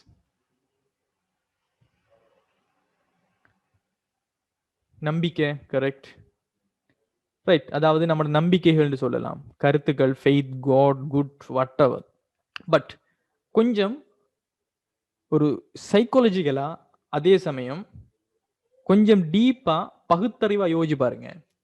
இப்ப நீங்க பிறந்திருக்கிற இடம் ஒரு குறித்த சமய நம்பிக்கை, ஒரு குறித்த வழக்கங்களை பின்பற்ற ஒரு இடத்தாக இருந்திருக்கிறதால நீங்க அப்படியோ வளர்ந்துட்டு வாரீங்க. ஸோ உங்களோட பிறப்பிலிருந்து உங்களுக்கு கற்பிக்கப்பட்ட விஷயங்கள், மார்க்கங்கள், விஷயங்கள் நீங்க பார்த்தது, இது எல்லாம் உங்களோட மைண்ட்ல ஒரு ரெஃபரன்ஸாக இருக்குது. அதை வச்சு தான் இப்ப நீங்க இருக்கிற உங்களோட பிரசன்ட் சிச்சுவேஷன் தீர்மானிக்கப்படுது. இதுவே நீங்க ஒரு வேறொரு நாட்டுல, ஒரு வேறொரு மதத்துல, வேறொரு இதுல பிறந்திருந்தா அதே விஷயத்தை தான் பின்பற்றி இருப்பீங்கிறத ஏற்றுக்கொள்றீங்களா? இது ஒரு பிராக்டிக்கலான ஒரு விஷயம் நான் பேசுறது. நான் யாரையும் தனி இதா கதைக்கல, ஒரு பிராக்டிக்கலான ஒரு விஷயத்தை சொல்றேன், பகுத்தறிவோட நான் சொல்றேன். அதுதான் ஸ்டூடெண்ட்ஸ். அதாவது இப்போ ஒரு கம்ப்யூட்டர் எடுத்தீங்கன்னு சொன்னால், இப்ப நீங்க ஒரு விண்டோஸ் 9 போட்டு வச்சுக்கிறீங்க. விண்டோஸ் 9 அப்படியே ரிமூவ் பண்ணிட்டு விண்டோஸ் 10 ஆப்பரேட்டிங் சிஸ்டத்தை போட்டீங்கன்னு சொன்னா, விண்டோஸ் 9 ஆப்பரேட்டிங் சிஸ்டத்துல வேலை செஞ்சு கொண்டு இருந்த கம்ப்யூட்டர் உங்களுக்கு விண்டோஸ் 10ல மாறுமா இல்லையா? விண்டோஸ் 10ல மாறுமா இல்லையா? மாறும். சோ அதே மாதிரி உங்களுக்குள்ள இருக்கிற ஒரு ஃப்ரேம் ஆஃப் ரெஃபரன்ஸ், அதாவது உங்களோட ஆப்பரேட்டிங் சிஸ்டம், நீங்க பிறந்ததுலேருந்து இது வரைக்கும் உங்களுக்கு கற்பிக்கப்பட்ட விஷயங்கள், நீங்க பார்த்த விஷயம், உங்களை சுத்தி இருக்கிறவங்க, சூழல், ஃபெமிலி, நம்பிக்கைன்னு சொல்லி ஒரு ஃப்ரேம் உங்களை சுத்தி இருக்குது. அதுதான் உங்களுடைய தனிநபர், உங்களோட கருத்து, நம்பிக்கை, சகலத்தையும் அதுதான் தீர்மானிக்குது. ஸோ அந்த ரெஃபரன்ஸ் மாறனிச்சுண்டா எல்லாமே மாறும். ஸோ இந்த நியமக்கூற்றுகளும் ஸ்டூடெண்ட்ஸ் தனிநபர்களுடைய கருத்துக்கள், நீங்க என்ன விஷயத்தை நம்பி வந்தீங்க, உங்களுக்கு என்னென்ன விஷயங்கள் கற்பிக்கப்படுது, எது உங்களுக்கு தெரியும்னு சொல்லி இந்த விஷயத்தின் அடிப்படையில தான் காணப்படும். ஸோ மனிதனுக்கு அவனுடைய மெமரி அப்படியோ எடுத்து போட்டு இன்னொரு ஆளை கொண்டு போனோம்னு சொன்னா அப்படியோ அவன் மாறுவான். இதுதான் ஃபியூச்சர்ல வரப்போற டெக்னாலஜி. எந்த அளவுக்கு சாத்தியம்னு தெரியாது, சம்டைம் வரலாம். ரைட்.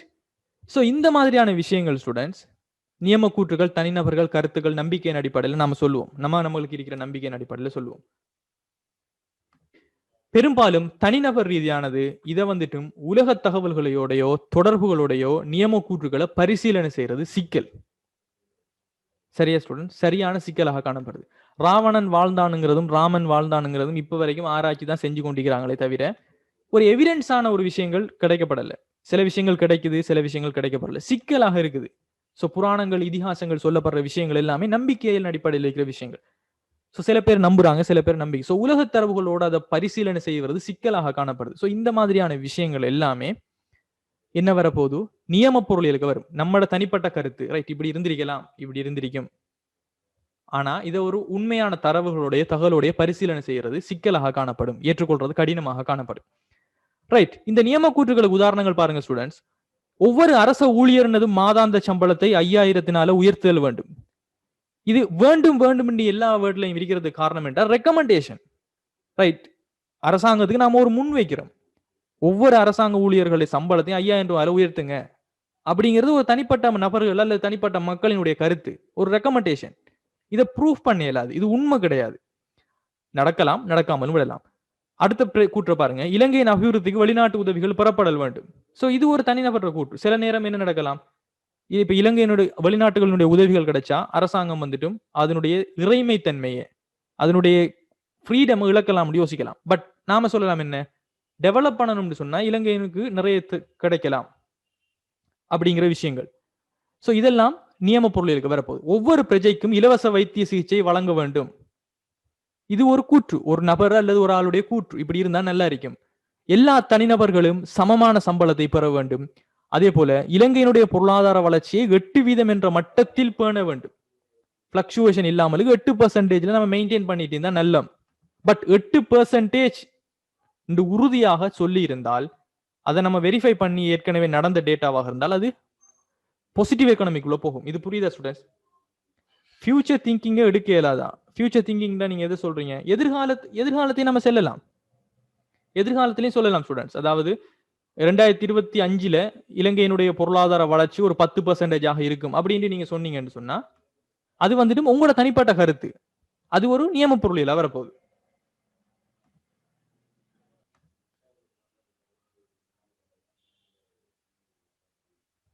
2022 ஸ்ரீலங்கா கடன் சுமையுள்ள நாடாகும்.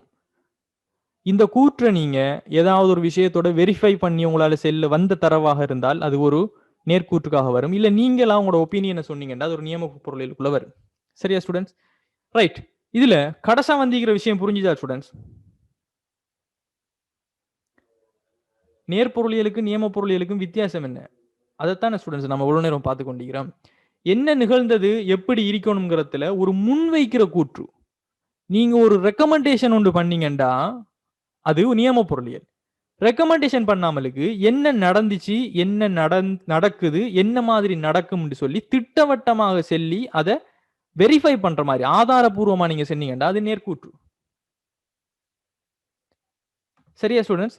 லாஸ்ட் பாயிண்ட் என்னன்னு சொன்னா, இலங்கையினுடைய பொருளாதார வளர்ச்சி 2022 2019 இலங்கையினுடைய பொருளாதார வளர்ச்சி 2019 8% இருந்தது. இருந்திருந்தால் இது நேர்பொருளியலா நியம பொருளியலா? இப்படி ஒரு கூற்றொண்டு வந்தீங்கன்னு சொல்லி அது வந்துட்டு அவர் சொல்றார் அது ஒரு நேர்பொருளியல். பிகாஸ் அது உண்மையிலேயே இருந்திருந்தால் அதை வெரிஃபை பண்ணக்கூடியதாக இருக்கும். அது ஒரு திட்டவட்டமான கூற்று, நீங்க முன் வைக்கிறது கிடையாது, திட்டவட்டமான ஒரு விஷயம்.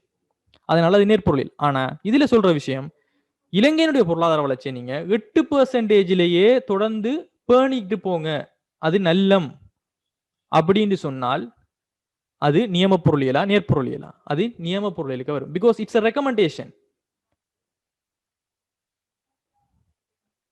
இது வந்து நிறைய எம்சி கொஸ்டின்ஸ் நம்ம ப்ராக்டிஸ் பண்ணும்போது ஆட்டோமேட்டிக்காவே உங்களுக்கு மைண்டுக்குள்ள வந்துடும். பார்த்த உடனே இது நியம பொருளியலா இல்லது நேர்பொருளியலான்னு சொல்லப்படுறதுக்கு. ரைட். இதுல பாருங்க ஸ்டூடெண்ட்ஸ், அடுத்த விஷயம் பாருங்க. இதுல முக்கியமான 2 பாயிண்ட் பாருங்க.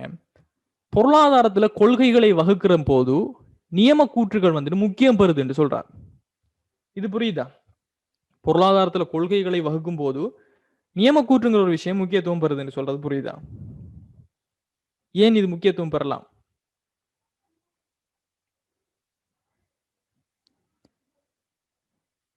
பொருளாதார கொள்கைகள், எக்கனாமிக் பாலிசிஸ், அதாவது ஒரு நாடு வந்துட்டும் திறந்த பொருளாதார கொள்கையா இல்ல மூடிய பொருளாதார கொள்கையா, ஓப்பன் எக்கனாமிக் சிஸ்டமா இல்ல ஒரு க்ளோஸ்ட் எக்கனாமிக் சிஸ்டமான்னு சொல்லி ஒவ்வொரு பல கொள்கைகளை தீர்மானிக்கும்.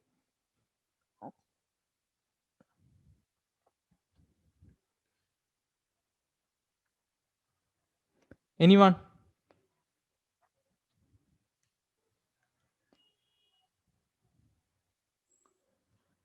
கொள்கை, கோட்பாடு இது எல்லாமே ஒரு விஷயம் தான் ஸ்டூடெண்ட்ஸ். பட் தமிழ் தெரியாதா? கொஞ்சம் எல்லாத்தையுமே கொஞ்சம் அழகுபடுத்தி சொல்லக்கூடிய ஒரு லாங்குவேஜ். திட்டமிட ஈஸி. Right, okay. நிறைய பேர் நிறைய ஆன்சர் சொல்றீங்க. ரைட். இப்ப ஸ்டூடெண்ட்ஸ் பாருங்க, இப்ப பொருளாதார கொள்கை யாருக்காக ஒரு நாடு வகுக்கணும்? ஒரு நாடு ஒரு பொருளாதார கொள்கை உண்டு வகுக்கணும்னு சொன்னால் யாருக்காக அந்த பொருளாதார கொள்கை வகுக்கப்படணும்? யாருக்காக அந்த பொருளாதாரம் தீர்மானிக்கப்படணும்? மக்களுக்காக. கரெக்ட். சோ மக்கள் அவங்களோட தனிப்பட்ட கருத்துக்களை சொல்லும் போது அது நியம பொருளியலா நேர்பொருளியலா? ஒவ்வொரு மக்களும் அவங்களுக்கு தனிப்பட்ட கருத்துக்கள் இருக்கும். அந்த கருத்துக்களை சொல்லும் போது அது நேர்பொருளியலாக வருமா நியம பொருளியலாக வருமா? அது நியம பொருளியலாக வரும். இப்படி பல்வேறுபட்ட மக்கள் செல்லும் போது ஒரு 100%ல ஒரு 70% மக்கள் ஒரே கருத்துல தங்கியிருந்தாங்கன்னு சொன்னால் ஒரு நாட்டினுடைய அரசாங்கம் மக்களினுடைய நலனை கொண்டு கருத்துல கொண்டு செயற்படுகின்ற ஒரு அரசாங்கம் அந்த 70% மக்களினுடைய தனிப்பட்ட கருத்தும் ஒன்றாக இருந்தால் அந்த நியம பொருளியல் அதை அவங்க பொருளாதார கொள்கைகள் வகுக்கும் போது அதை யோசிச்சு அதுக்கு ஏத்த மாதிரி அதை கன்சிடர் பண்ணணுமா இல்லையா?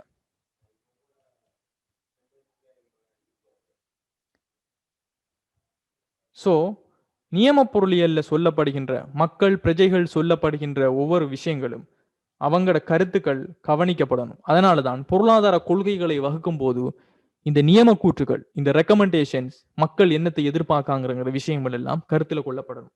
இதன் அடிப்படையில பொருளியல் என்ற பாடமானது நேர்கூற்று நியம கூற்றுகள் என்ற இரு வகைகளிலான கூற்றையும் உள்ளடக்கி இருக்குதா இல்லையா? சோ நம்ம அனலைஸ் பண்ணும்போது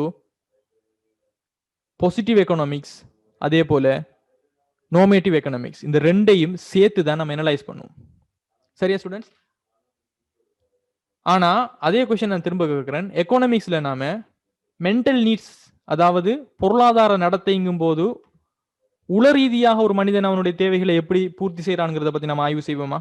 ஏற்கனவே பார்த்த ஒரு விஷயம் தான் திரும்ப கேட்கிறேன். இல்ல, அது பொருளாதார நடத்தை கிடையாது. நம்ம பார்த்திருக்கிறோம், பொருளாதார நடத்தை என்பது ஒரு மனிதன் எப்படி அவனுடைய உடல் ரீதியான தேவை, பிசிக்கல் நீட்ஸை எப்படி பூர்த்தி செய்யறாங்கிறத நம்ம தீர்மானிப்போம். ஆனா அதே விஷயம் நம்ம பார்த்திருக்கிறோம் பொருளாதார கொள்கைகளை வகுக்கும் போதும், அதே சமயம் எக்கனாமிக்ஸ்ல நாம நேர்கூற்றுகள் பத்தியும் பார்ப்போம், நியம கூற்றுகள் பத்தியும் பார்ப்போம். ரைட்.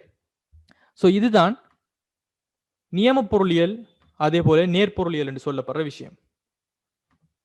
ரைட். இது கிளியரா ஸ்டூடெண்ட்ஸ்? அதாவது normative economics, positive economic statement தந்தால் உங்கள இது இந்த சொல்லப்படுற கூற்று பாசிட்டிவ் எக்கனாமிக்ஸா நோமேட்டிவ் எக்கனாமிக்ஸ், அதாவது நியமமா நேரா என்று சொல்லி உங்களால டிஃபரன்ஷியேட் பண்ண இயலும் வாய்ப்பு. ஸோ இது நம்மட முதலாவது இதுக்குள்ள இருக்கக்கூடிய விஷயங்கள். ஸோ பொருளியல் கூற்றுக்களுடைய வகைகள், பொருளியலுடைய வகைகள், பொருளாதார நடத்தை, அதாவது உடலியல் தேவைகளை பூர்த்தி செய்யற விஷயம், தேவைகளை நம்ம எக்கனாமிக்ஸ்ல எப்படி டிஃபைன் பண்ணுவோம், பொருளியலுக்கு வரைவிலக்கணம் என்ன, பொருளியல் எப்படி ஒரு நேச்சுரல் சயின்ஸ்ல இருந்து டிஃபரெண்ட் ஆகுது, எப்படி ஒரு விஞ்ஞானம்ங்கிறது சொல்லப்படுற விஷயம், அதே போல எக்கனாமிக் ஒரு சயின்ஸ். இதுல இந்த டாபிக் நம்ம ஏற்கனவே பொருளியலின் அடிப்படைகளை பரிசீலனை செய்தல், இதுல எக்ஸாமுக்குரிய பாயிண்ட் ஸ்டூடெண்ட்ஸ் கடைசாக இருக்கக்கூடிய பாயிண்ட்ஸ், பொருளியல் கூற்றுகளின் வகைகள், எக்கனாமிக் ஸ்டேட்மெண்ட், பொருளியலினுடைய வகைகள். இது 2 பாயிண்ட் தான் நம்மட எக்ஸாம் ஓரியன்ட் டார்கெட் பாயிண்ட்ஸாக இருக்குமே தவிர மற்றது எல்லாமே கன்செப்சுவலா நீங்க அண்டர்ஸ்டாண்ட் பண்ணிக்க வேண்டிய விஷயங்கள் தான். நிலப்பொருளியல் இதெல்லாம் நம்ம பார்ப்போம் ஸ்டூடெண்ட்ஸ். நிலப்பொருளியல் என்ன என்ன விஷயம்னு சொல்லி பார்ப்போம். நான் உங்களுக்கு அதெல்லாம் ரிவிஷன் ஸ்டேஜில் வச்சு நான் சொல்லி தருவேன், டோன்ட் வரி. ரைட். அடுத்த விஷயம் ஸ்டூடெண்ட்ஸ், பொருட்கள் சேவைகளினுடைய கொள்வனவு மூலம் தேவைகள் விருப்பங்களை பூர்த்தி செய்யப்படுகின்ற முறை சம்பந்தமாக நம்ம பார்க்கணும். இதுல நிறைய விஷயங்கள் கிடையாது, நம்மளுக்கு ஏற்கனவே தெரிஞ்ச விஷயங்கள் தான். மனிதனுடைய தேவை விருப்பங்கள், இது நிறைய தடம் நீங்க படிச்சு உங்களுக்கு அழுத்த போயிருக்கும், தேவைண்டா என்ன விருப்பம்டா என்னன்னு சொல்லி. எஸ், நான் அந்த மைண்ட் மேப்பை ஷேர் பண்றேன், குரூப்ல நீங்க மெசேஜ் போடுங்க. நான் மறந்துருந்தா நீங்க கொஞ்சம் நினைவுபடுத்தி ரிமைண்ட் பண்ணி போடுங்க ஸ்டூடெண்ட்ஸ். நான் ஒவ்வொரு நைட்டுக்கும் உங்களோட மெசேஜ் எல்லாம் கிளியர் பண்ணுவேன். அந்த டைம் நீங்க சொல்ற அந்த விஷயத்த நான் செஞ்சு வச்சுப்பேன். ரைட். இப்போ மனித தேவைகள் விருப்பங்கள்ல ஸ்டூடெண்ட்ஸ் ஏற்கனவே நம்ம படிச்ச விஷயம் தான், நிறைய தடவை படிச்சு எல்லா இடத்தையும் படிச்சிட்டோம். சிம்பிளான கான்செப்ட், மனிதன் உயிர் வாழ்றதுக்கு அடிப்படையான விஷயம், அவசியமான விஷயம் எல்லாம் தேவை. அந்த அடிப்படையான விஷயத்தை பூர்த்தி செய்யறதுக்கான பல்வேறு முறை எல்லாம் விருப்பம், இவ்வளவுதான் கான்செப்ட். ஸோ மனிதன் உயிர் வாழ்வதற்கு அவசியமான விடயங்கள் தேவை, அது உணவு, உடை, உரைகள் அப்படின்னு இருக்கும். அந்த தேவைகளை நிறைவேற்றுகின்ற பல்வேறு வடிவங்கள் வந்துட்டும் விருப்பங்களாக காணப்படும். ஸோ இது நம்ம ஏற்கனவே படிச்சு அடுத்த ஒரு விஷயம். ரைட். அதே போல தேவை விருப்பத்துகளை வேறுபாடுகள், தேவை விருப்பத்துகளை வேறுபாடுகள் எழுதுங்கள். நிறைய வேறுபாடுகள் நீங்க எழுதலாம் ஸ்டூடெண்ட்ஸ், பட் முக்கியமாக இந்த பாயிண்ட்ஸை நீங்க எழுதுங்க. பிகாஸ் எக்கனாமிக்ஸ்ல வந்துட்டு சில இடத்துல படிக்கிற விஷயங்களை மாத்திரம் சில விஷயங்கள் நீங்க எழுதுறீங்களான்னு உங்களுக்கு பார்ப்பாங்க. ஸோ முதலாவது வேறுபாடுகள் நீங்க எழுதக்கல, ஒரு தேவை என்று சொல்லப்படுறது பயாலஜிக்கல் சோர்சஸ், உயிரியல் காரணிகளோட தொடர்புபட்டது. அதுவே விருப்பமாக காணப்படும் போது உங்களோட ட்ரெடிஷன், உங்களோட வெலூஸ், உங்களோட கல்ச்சரோட சம்பந்தப்படுது, உங்களோட பாரம்பரியம், உங்களோட சம்பிரதாயம், கலாச்சாரம், பழக்க வழக்கங்களோட தொடர்படுது. இந்த பாயிண்ட் விளங்குதா? இது கொஞ்சம் டிஃபரெண்டான ஒரு பாயிண்ட். ஸோ எக்கனாமிக்ஸ்ல சொல்ற நம்ம மனிதனுடைய தேவைகளையும் விருப்பங்களையும் பாகுபடுத்தி பார்க்கும்போது தேவைங்கிறது ஒரு பயாலஜிக்கல் சோர்சஸ் தொடர்புபடுது, ரிலேட்டான ஒரு விஷயம். விருப்பம்னு சொல்றது நம்மளோட ட்ரெடிஷன், வெலூஸ், கல்ச்சரோட தொடர்பட்ட விஷயங்கள். இஸ் இட் மேக் சென்ஸ் இந்த பாயிண்ட்? நல்லா பாருங்க, தேவைகள்ங்கிறது உணவாக காணப்படுது, உடையாக காணப்படுது, உறையுளாக காணப்படுது, சுகாதாரம், கல்விகள், இது எல்லாமே ஒரு பயாலஜிக்கல் சோர்ஸ், உங்களோட உயிரியல் காரணிகள், நீங்க உயிர் வாழ்றதுக்கு அவசியமான விஷயங்கள்.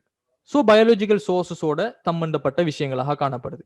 ஆனா அதுவே விருப்பம்ங்கிறது, இப்போ உங்களோட ரிலீஜன் வந்துட்டு இஸ்லாம்னு சொன்னா நீங்க அதுக்கேற்ற மாதிரி உங்களோட ஆடை வடிவங்கள் போகும். அதே மாதிரி ஒரு கிறிஸ்டியானிட்டி, ஒரு தமிழ், அது ட்ரெடிஷன் வித்தியாசம். ஸோ உங்களோட ட்ரெடிஷனுக்கு ஏற்ற மாதிரி உங்களோட விருப்பங்கள், உங்களோட ஆடைங்கிற உடைங்கிற ஒரு தேவை உங்களோட ட்ரெடிஷனுக்கு ஏற்ற மாதிரி உங்களோட விருப்பங்கள் மாறுபடுது. பட் ஆடைங்கிற தேவை பயாலஜிக்கல் சோர்ஸோட சம்பந்தப்பட்டது. ரைட். அதே போல வரையறுக்கப்பட்டதுன்னு சொன்னால் உங்களோட தேவைகள் முக்கியமானதெல்லாம் நீங்க லிமிட் பண்ணி லிஸ்ட் பண்ணிலும், பட் விருப்பங்களை அன்லிமிட் நீங்க வரையறுக்க முடியாது. அதே போல இந்த காலத்துக்கு ஏற்ப தேவைங்கிறது மாற்றம் அடையாது. ரைட். இதுல மாறியுது, இந்த பாயிண்ட் வந்துட்டு மாற்றம் அடையாதுன்னு வரணும். Do not change with time. தேவைங்கிறது நீங்க இப்ப உலகம் தோன்றின காலத்திலேருந்து ஒரு மனிதனுக்கு சுவாசிக்கிறதுக்கு சுவாசம் தேவைதான், வாழ்றதுக்கு உணவு வரதான், அவனுடைய மானத்தை காக்கிறதுக்கு உடை தேவைதான், வாழ்றதுக்கு உறையுள் தேவைதான். ஆனா விருப்பம்ங்கிறதுக்கு காலத்துக்கு ஏற்ப மாற்றம் அடையும், காலத்திற்கு ஏற்ப மாற்றம் அடையும். ஸோ அந்த காலத்துல ஆதி காலத்துல இருந்த இப்ப அதே ட்ரெஸ்ஸை இப்ப நம்ம யூஸ் பண்றோம். இலகுலைகளோட தான் ஆதி காலத்துல மனிதன் வாழ்ந்தான். இப்ப நம்ம ட்ரெடிஷன் போன வருஷத்துல வாங்கின டிசைன் வந்து இந்த வருஷத்துக்கு யூஸ் பண்ண எல்லாமே அந்த அளவுக்கு கால மாற்றத்துக்கு ஏற்ற மாதிரி நம்மளோட விருப்பங்கள் மாறிக்கொண்டே போகுது. அதனால தான் தேவைகள் to not change with time. காலம் மாறும் போது மாற்றம் அடையாது. ஆனா விருப்பம்ங்கிறது காலத்துக்கு ஏற்ற மாதிரி, டைமுக்கு ஏற்ற மாதிரி நமக்கு விருப்பங்கள் மாறுபட்டுக்கிட்டே போகும். அதே போல தேவைகள்ங்கிறது எல்லா மனிதனுக்கும் பொதுவானது. எல்லா மனிதனுக்கும் சுவாசம் தேவை, காற்று தேவை, நீர் தேவை, உடை தேவை, உறையுள் தேவை. பட் டிஃபரண்ட், வித்தியாசமாக காணப்படும். விருப்பங்கள் வித்தியாசமாக காணப்படும். இதுதான் முக்கியமான பாயிண்ட். இதை சாதாரணமாக விளங்கி வச்சுக்கோங்க. சரி, எழுத தெரிஞ்சிருக்கணும். ஸோ இந்த பாயிண்ட்ஸ் ஏதாவது டவுட்ஸ் இருக்குதா ஸ்டூடெண்ட்ஸ்? தேவைகள் விருப்பத்துக்கு இடையிலான வேறுபாடுகள் நான் சொன்னதுல என்ன சரி டவுட்ஸ் இருக்குதா? Anything else to understand? நீங்க ஏற்கனவே படிச்சிருப்பீங்க. It's just kind of revision.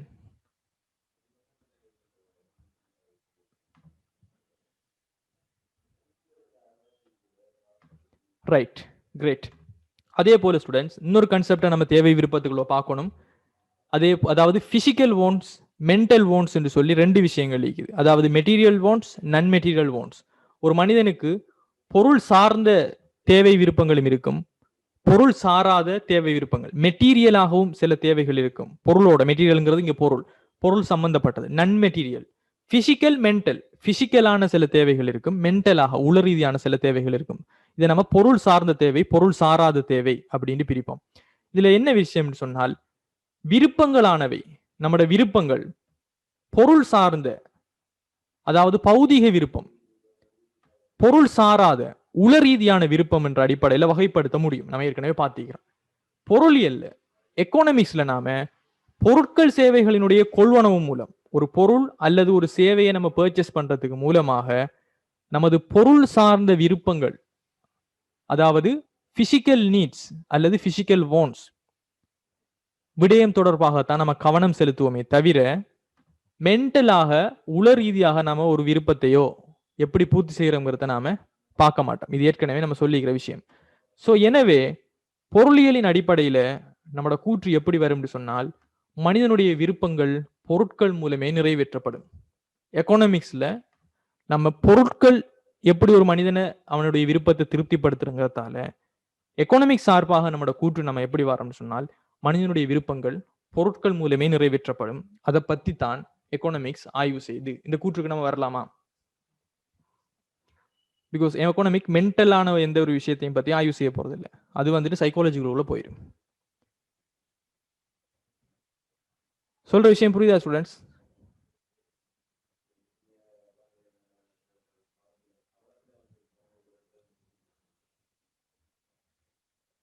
கண்ணுக்கு புலப்படாத விஷயங்களை பத்தி நாம இங்க ஆய்வு செய்ய மாட்டோம். Correct, right. சோ பொருள் சார்ந்த விருப்பங்கள், பொருள் சாராத விருப்பங்கள் என்று சொன்னா என்னன்னு தெரிஞ்சிருக்கணும். எக்கனாமிக்ஸ் பொருள் சார்ந்த விருப்பங்கள் எப்படி பூர்த்தி செய்யப்படுதுங்கிறத பார்க்குது. அதே போல தேவை விருப்பங்கள் வேறுபாடு தெரிஞ்சிருக்கணும். ரெண்டுக்கும் வரை விலக்கணங்கள் தெரிஞ்சிருக்கணும். இது இவ்வளவும் தான் உங்களுக்கு தேவை விருப்பங்கள்ல தெரிஞ்சிருக்கக்கூடிய விஷயங்கள். ரைட். அடுத்த விஷயம் ஸ்டூடெண்ட்ஸ், பண்டங்கள், குட்ஸ்ங்கிற ஒரு கான்செப்டை பத்தி நம்ம பார்ப்போம். குட்ஸ்ங்கிற ஒரு கான்செப்டை பத்தி பார்ப்போம்.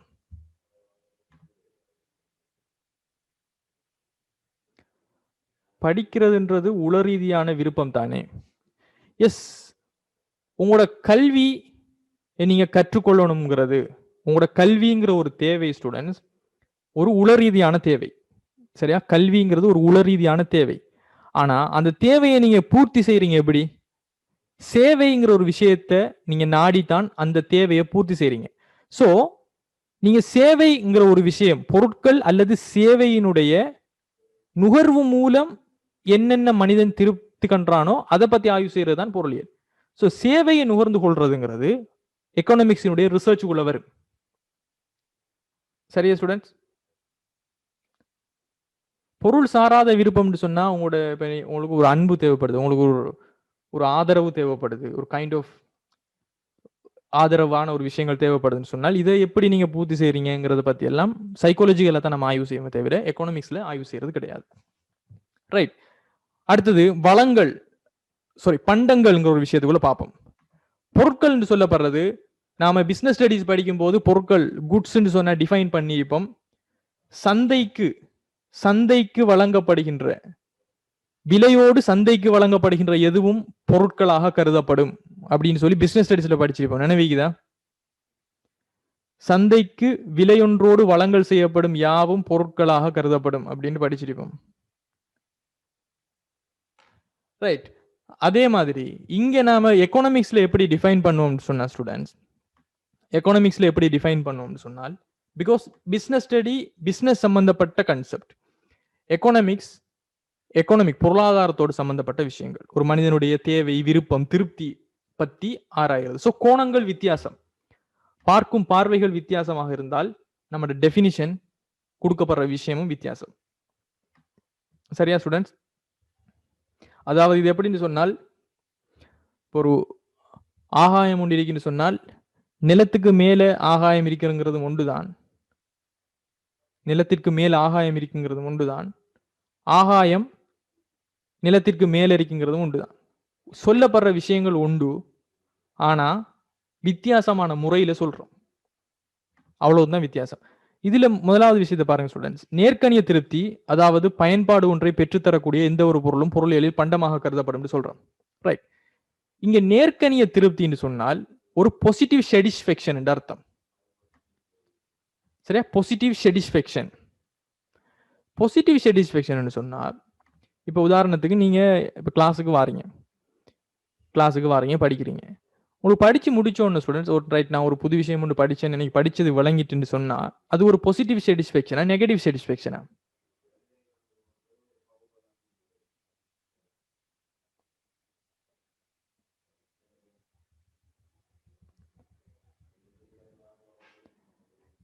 எஸ், ஒரு பாசிட்டிவ் சாட்டிஸ்ஃபேக்ஷன்.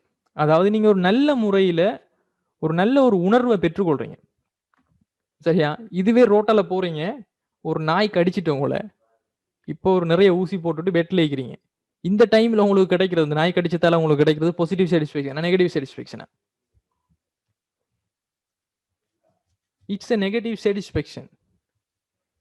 ஸோ ஒரு பொருளை அல்லது சேவையை நீங்க நுகர்வு செய்யறீங்கன்னு சொன்னால் உங்களுக்கு பிடிச்சது தான் நீங்க செய்வீங்க. உங்களோட விருப்பங்கள், உங்களோட தேவைகளை பூர்த்தி செய்யறதுக்கான விஷயத்தை தான் நீங்க போய் நீங்க கன்சியூம் பண்ண போறீங்க. ஸோ அந்த சந்தர்ப்பத்தில் உங்களுக்கு நேர்கணிய திருப்தி, பாசிட்டிவ் சாட்டிஸ்ஃபேக்ஷன் கிடைக்குமா? பிகாஸ் நீங்க தான் அந்த பொருளையோ சேவையோ சூஸ் பண்ணி கன்சியூம் பண்ண போறீங்க. ஸோ அந்த சந்தர்ப்பத்தில் உங்களுக்கு நேர்கணிய திருப்தி கிடைக்குமா, இல்ல நெகட்டிவான ஒரு மறைமுகமான திருப்தி கிடைக்குமா?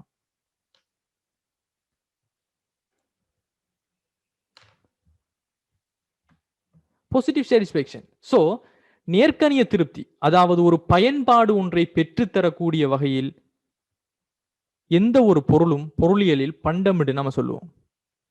நாம எந்த ஒரு பொருளையும் நாம போய் கன்சியூம் பண்றோம், அதனால நமக்கு ஒரு நல்ல ஒரு திருப்தி, ஒரு நேர்கணிய ரீதியான ஒரு திருப்தி கிடைக்குதுன்னு சொன்னால் அதை நம்ம குட்ஸ் இன் எக்கனாமிக்ல சொல்லுவோம்.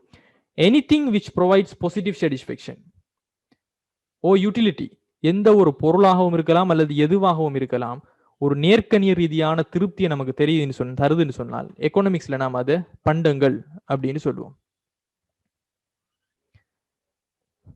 ரைட் கைஸ், ஸோ இதோட நம்ம கிளாஸ் இன்றைக்கு ஸ்டாப் பண்ணிக்கொள்வோம் 8:27. ஸோ நெக்ஸ்ட் கிளாஸ்ல நம்ம அந்த அடுத்த பொருளாதார வளங்கள் அப்படி இப்படிங்கிற மாதிரி விஷயங்கள் நம்ம பார்ப்போம். Right, okay guys, so see you in the next class. Bye, have a good day.